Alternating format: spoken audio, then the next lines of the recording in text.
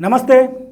AP politics ఎప్పుడు ఎలాంటి turn తీసుకుంటాయో అర్థం కాని పరిస్థితి నెలకొంది.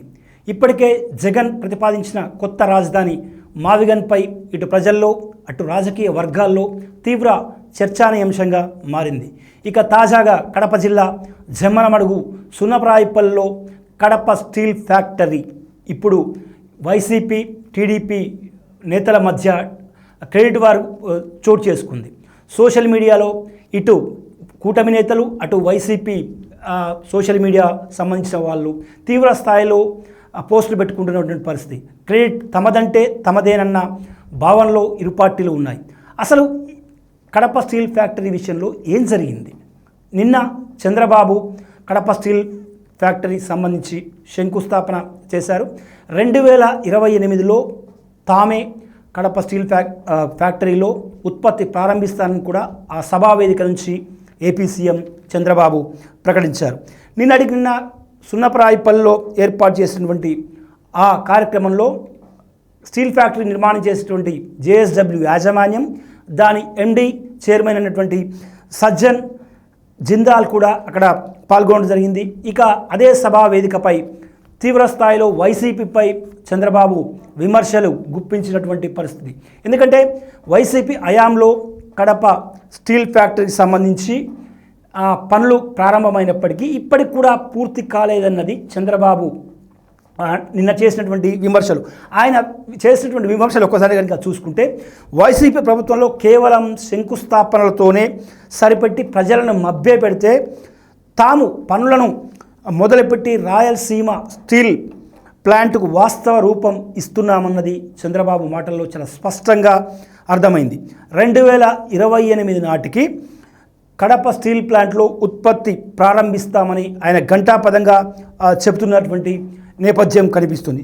సో మొన్నటి గూగుల్ డేటా సెంటర్ నుంచి ఇప్పుడు నిన్నటికి నిన్న కడపలో జమ్మలమడుగు ప్రాంతంలో సున్నప్రాయిపల్లిలో స్టీల్ ప్లాంట్ ఏదైతే ఉందో చంద్రబాబు శంకుస్థాపన చేసింది. ఇవన్నీ కూడా తమ హయాంలో వచ్చినవని వైసీపీ, లేదు తమ హయాంలో అవి వస్తున్నాయని చెప్పి ఇటు టీడీపీ నేతల మధ్య పెద్ద ఎత్తున క్రెడిట్ వార్ నడుస్తున్నటువంటి పరిస్థితి. ఇక అసలు సజ్జన్ జిందాల్ ఈ విషయంపై ఎలా రియాక్ట్ అయ్యారు? నిజంగానే టీడీపీ నేతలు చెబుతున్నట్టు వైసీపీ హయాంలో స్టీల్ ఫ్యాక్టరీకి సంబంధించి పనులు ఎలాంటివి కూడా ప్రారంభం కాలేదా? వైఎస్ జగన్ సొంత జిల్లా అయినటువంటి కడప జిల్లాలో ఆయన న్యాయం చేయలేకపోయారా అన్న విషయంపై ఇప్పుడు కూడా చర్చ నడుస్తుంది. అయితే సజ్జన్ జిందాల్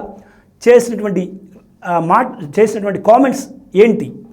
ఇటు ఆ క్రెడిట్ సున్నప్రాయిపల్లి స్టీల్ ఫ్యాక్టరీ క్రెడిట్ వైసీపీకి ఇచ్చారా, లేదంటే టీడీపీ కూటమి ఇచ్చారా అన్నది కూడా చూద్దాం.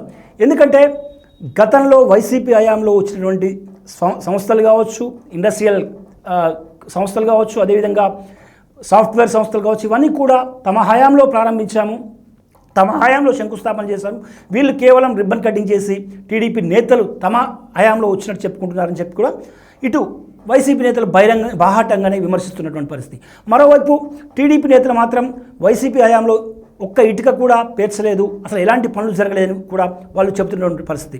ఇటువంటి నేపథ్యంలో నిన్న సున్నప్రాయిపల్లిలో స్టీల్ ఫ్యాక్టరీ ప్రారంభోత్సవం శంకుస్థాపన తర్వాత నిన్న వైఎస్ జగన్ ఒక ట్వీట్ చేశారు. ఆ ట్వీట్ సారాంశం ఎక్స్ వేదికగా ట్వీట్ చేశారు. ఆ ట్వీట్ సారాంశం కనుక ఒకసారి చూసుకుంటే, స్టీల్ ప్లాంట్ బృందానికి యాజమాన్యానికి, అదేవిధంగా ఆ సంస్థ MD and chairman Sajjan Jindal గారికి నా అభినందనలు అంటూనే, రాయలసీమ అభివృద్ధికి ఈ ప్రాజెక్ట్ అత్యంత కీలకమని, యువతకు ఉపాధి అవకాశాలతో పాటు ఎన్నో ఏళ్ల కృషి, అదేవిధంగా మైలురాయి ప్రణాళిక అనే పునాదులపై ఇంతటి ప్రతిష్టాత్మకంగా ప్రాజెక్టులు నిర్మితం అవుతున్నాయని చెప్పి జగన్మోహన్ రెడ్డి తన ట్వీట్లో పేర్కొనడం జరిగింది. దాంతోపాటు స్టీల్ ప్లాంట్ ప్రాజెక్టుకు కీలకమైనటువంటి పునాదులు వైసీపీ హయాంలోనే వేశామన్నారు. సో నిన్న ఏపీ సీఎం చంద్రబాబు సైతం స్టీల్ ప్లాంట్కు శంకుస్థాపన చేశారు. అంతటితో వైఎస్ జగన్ ఆగకుండా పర్యావరణ అనుమతులు, నీటి కేటాయింపులు, భూముల కేటాయింపు, రహదారుల అనుసంధానం వంటి ఇటువంటి మౌలిక సదుపాయాల కోసం భూమిని వైసీపీ ప్రభుత్వ హయాంలో వితిన్ షార్ట్ టైంలో తాము అందించామని వైఎస్ జగన్ తన ఎక్స్ వేదికగా ట్వీట్లో పేర్కొన్నారు. అదేవిధంగా 2 ఏళ్లుగా కూటమి ప్రభుత్వం స్టీల్ ప్లాంట్ పనులను నిలిపివేయడంతో ఇంతటి ఆలస్యం అయిందని, ఇప్పటికైనా పనులు ప్రారంభం కావడంపై వైఎస్ జగన్మోహన్ రెడ్డి సంతోషాన్ని వ్యక్తం చేస్తూ జేఎస్డబ్ల్యూ యాజమాన్యానికి సజ్జన్ జిందాల్కు ఆయన శుభాకాంక్షలు అదేవిధంగా అభినందనలతో పాటు కృతజ్ఞతలు తెలపడం జరిగింది. సో ఇంతవరకు బాగానే ఉంది. సున్నప్రాయపల్లిలో శంకుస్థాపన చేసినటువంటి చంద్రబాబు స్టీల్ ప్లాంట్ సున్నప్రాయపల్లిలో ఆగడానికి అదేవిధంగా అంటే ఇప్పటికీ ఉత్పత్తి ప్రారంభం కాకపోవడానికి వైసీపీయే కారణం అని చెప్పి ఆయన సభావేదిక నుంచి డైరెక్ట్గా వైసీపీని విమర్శించారు. ఇక నిన్న రాత్రి వైఎస్ జగన్ ట్విట్టర్ వేదికగా ఎక్స్ వేదిక కూడా ఆయన స్పందిస్తూ 2 ఏళ్ల నుంచి కూడా అంటే కూటమి ప్రభుత్వం ఏర్పడినటువంటి 2 ఏళ్ల నుంచి కూడా స్టీల్ ప్లాంట్ పనులు ఎక్కడ వేసిన గొంగలి అక్కడే అన్న విధంగా ఉన్నాయి. వైసీపీ హయాంలో అన్ని అనుమతులు వచ్చినప్పుడు కూడా దాని అంటే స్టీల్ ప్లాంట్ పనులను ప్రారంభించలేదు కూటమి ప్రభుత్వం అనే విధంగా ఆయన ట్విట్టర్ వేదికగా విమర్శలు గుప్పించడంతో పాటు జేఎస్డబ్ల్యూ యాజమాన్యానికి సజ్జన్ జిందాల్కు అభినందనలు తెలిపారు. సో ఇక్కడి వరకు బాగానే ఉంది. పొలిటికల్గా ఇటు చంద్రబాబు అదేవిధంగా మాజీ ముఖ్యమంత్రి వైఎస్ జగన్ వీరిద్దరి మధ్య డైలాగ్ వార్ నడిచినటువంటి పరిస్థితి. సో వైఎస్ జగన్ ఎక్స్ వేదికగా చేసినటువంటి ట్వీట్కు రీట్వీట్ సజ్జన్ జిందాల్ రీట్వీట్ చేశారు. సో ఇప్పుడు ఆ రీట్వీటే దుమారం రేపుతున్నటువంటి పరిస్థితి. ఒక రకంగా టీడీపీ కూటమి నేతలకు సజ్జన్ జిందాల్ చేసినటువంటి రీట్వీట్ మింగుడు పడని పరిస్థితి నెలకొంది. అసలు ఆ సజ్జన్ జిందాల్ చేసినటువంటి రీట్వీట్లో ఏముంది? నిజంగానే ఎవరికి ఆయన స్టీల్ ప్లాంట్ క్రెడిట్ ఇచ్చారు? సో ఒక్కసారి సజ్జన్ జిందాల్ చేసినటువంటి రీట్వీట్ ఏంటో చూద్దాం. ఎందుకంటే ఆయన రిప్లైలో ఊహించని ట్విస్ట్ ఇచ్చారు.